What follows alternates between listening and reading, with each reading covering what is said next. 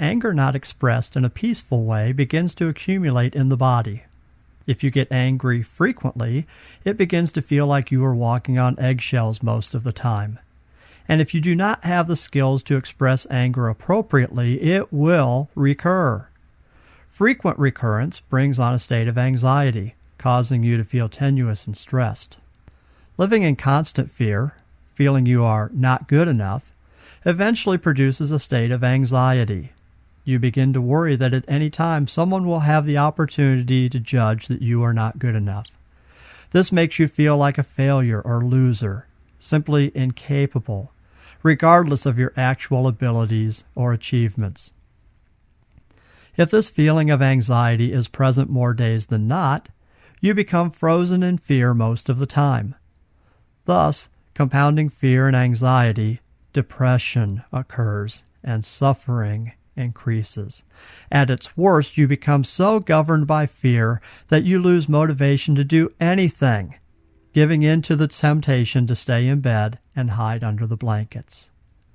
But that's not the only expression of depression. For others, the fear of not being good enough causes you to strive unceasingly for perfection. You get very busy doing things, working long hours, talking all the time, afraid to stop and be alone. You become a perfectionist workaholic.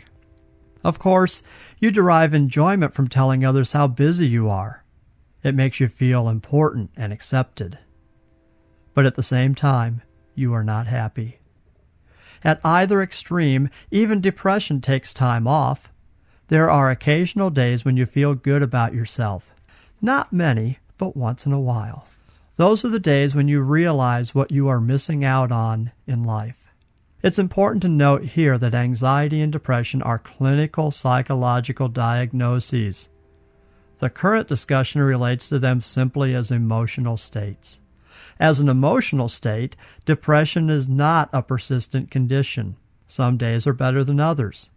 However, if there is no respite from depression, if it becomes an everyday experience, it leads to a feeling of hopelessness. When eventually even hope is absent, you fall into despair. Despair is the most intense and desperate form of human suffering, but it creeps up on you so gradually you may not realize it until you're there. To help my students understand the progression of the fear continuum, I use the following exercise. How many of you have been bitten by an elephant? No hands go up. How many have been bitten by a dog? A few hands go up. How many of you have been stung by a bee? Several more hands go up.